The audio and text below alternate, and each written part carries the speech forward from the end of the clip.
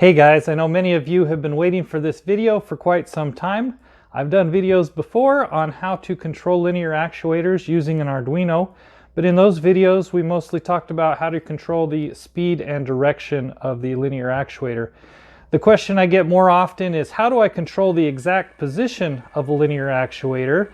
And also, how do I make it automatically go back to the middle when I'm done? Now, one thing to know about actuator position control is that not all linear actuators are created equal. You'll notice this one on the left has 2 wires, the one on the right has 5. 3 of the wires on this linear actuator are connected to a potentiometer, which will give you feedback position directly to one of the analog pins on your Arduino. Now, if you only have a 2-wire actuator, you can purchase an external linear potentiometer, which can give you that same position feedback. But these 2-wire actuators work great in solar tracking applications. So in addition to your microcontroller, you're going to need some sort of motor controller. Now here are 4 of my favorites. I've used these 2 quite extensively in some of my other videos.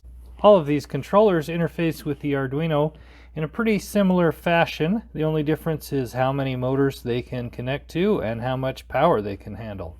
My linear actuator pulls about 1 amp when unloaded and about 12 amps when fully loaded. So this L9110 won't work out for this project. So the DRV8871 and the L298N would work with an unloaded actuator, but if you're going to have any sort of weight being lifted by this actuator, you'd probably want to stick with this BTS7960, which, as you can see, has a much larger heat sink and can handle quite a bit of power. For this demonstration, I will be using the BTS7960. However, as this is a common board, I'll also provide the pinout for the L298N. So on these 5-wire actuators, your red wire and your black wire are obviously going to be power for the motor. Connecting positive to red and negative to black will cause the actuator to retract, and reversing that polarity will cause it to extend. So that leaves the white, blue, and yellow wires for the variable potentiometer. And as you can see, measuring between white and yellow gives the full 10 kiloohms. So that'll indicate that this blue wire will be the one we will hook up to our analog input on the Arduino. Now, if you notice, as I measure between the white and blue wire, I'm getting about 1.5 kiloohms, which means we won't have the full range on this potentiometer. And if we extend the actuator, that number should continue to increase all the way till it gets to the end.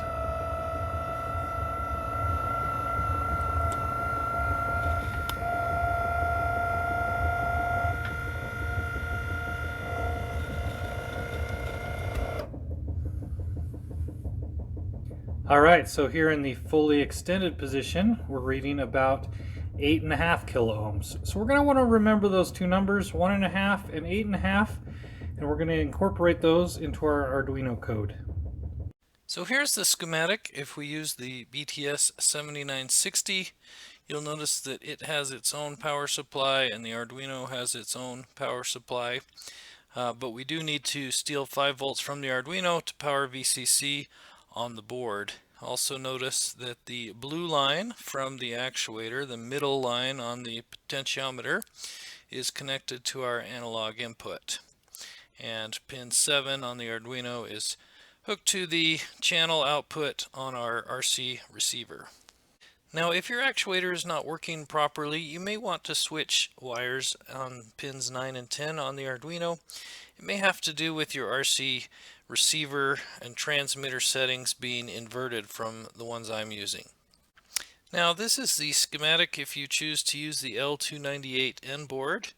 One of the things I really like about this board is you can power it with an external power supply and use the 5-volt output on this board to power the Arduino. A few people have commented that I do not leave enough comments in my code, so I really tried hard on this one to describe exactly what I am doing. And for those of you who don't like frantically typing while watching a YouTube video, I will leave a link to this Arduino code in the description below. So the first thing we do here is declare our pins, and these of course correspond to the schematics that I just showed you. We also have a few integers, and the premise of this code is that we're going to be comparing the actual position of the linear actuator with the commanded position from the RC transmitter receiver. This deadband integer is used to tell the Arduino when the actuator is close enough to the RC signal, and this value will keep it from constantly seeking back and forth trying to find the exact position. If you're after extreme accuracy, you'll want this number to be small, but if you find that your actuator is just constantly moving back and forth, you may want to make this number a little bit bigger.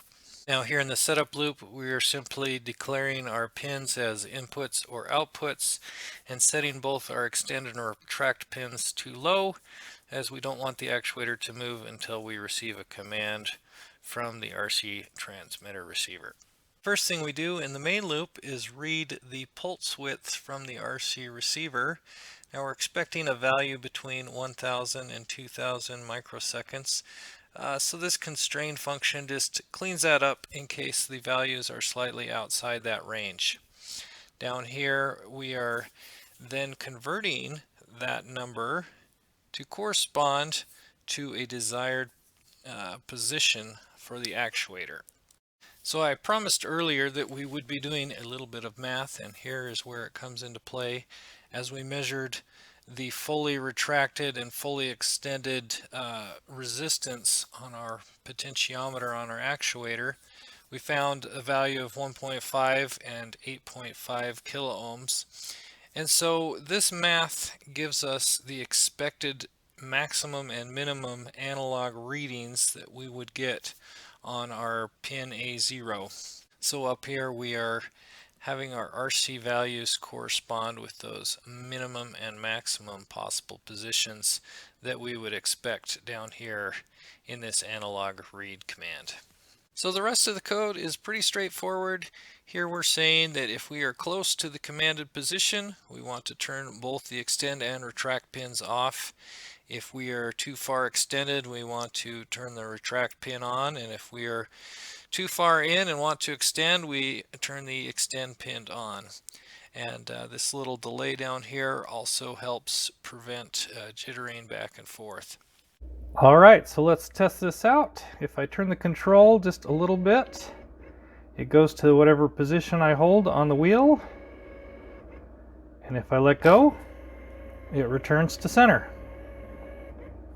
Likewise, if I turn it the other direction, it goes to wherever I hold the wheel.